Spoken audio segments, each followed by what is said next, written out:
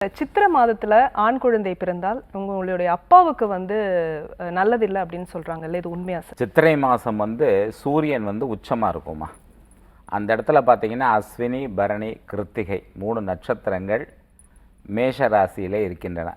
அந்த இடத்துல சூரியன் இருக்கும்போது சில குறிப்பிட்ட டிகிரிகளில் இருக்கும்பொழுது, குறிப்பாக அஸ்வினி நட்சத்திரத்திலே சூரியன் இருக்குது, இல்லை கிருத்திகா நட்சத்திரத்திலே சூரியன் இருக்குது, பரணியில் 1, 2, 4ஆம் பாதங்களில் இருக்குது அப்படின்னால் அது வந்து 3ஆம் பாதம் சேர்த்துக்கொள்ளணும்.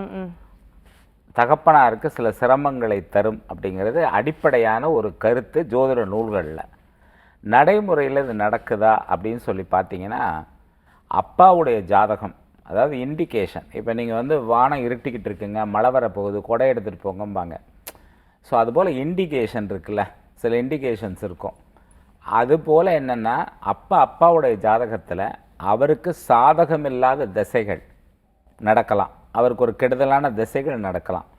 அது மாதிரி நடக்கிறத பார்க்காம கூட இருக்கலாம், அவங்க 5-6 வருஷமாக பார்க்காம இருக்கலாம், ஏன்னா நல்லா போயிட்டுருக்கு அப்படின்ட்டு. அப்போ இந்த மாதிரி ஒரு சித்திரை மாதத்தில் குழந்தை பிறக்குது அப்படின்னா அப்பாவுடைய டைம் எப்படி இருக்குதுன்னு பார்த்துக்கலாம். சரி, அதை பார்த்து பயப்பட வேண்டிய அவசியம் இல்லை. எல்லாத்துக்கும் விதிவிலக்குகள் இருக்குது.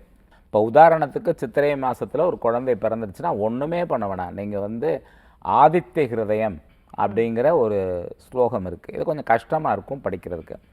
அதை தினமும் ஒரு 41 நாள் காலையில் எழுந்த உடனே அவங்க அப்பாவோ அம்மாவோ யாரோ ஒருத்தர் டெய்லி அதை படித்தாங்கன்னா, சரி, அப்பாவே படிக்கலாம், ஒன்றும் தப்பு இல்லை, படித்தாங்கன்னா எதுவுமே செய்ய முடியலனா கூட ஞாயிற்றுக்கிழமை போய் சூரியனுடைய வழிபாடும் சிவன் வழிபாடும் செஞ்சாவே இந்த பிரச்சனைகள் வந்து கண்டிப்பாக தீர்ந்துடும். எந்த ஒரு பெரிய பிரச்சனைகள் வராது. இதை இண்டிகேட் பண்ண தான் சித்திரை மாதத்து குழந்தை பிறக்கிறதே தவிர பயந்துக்கிறதுக்காக இல்லை.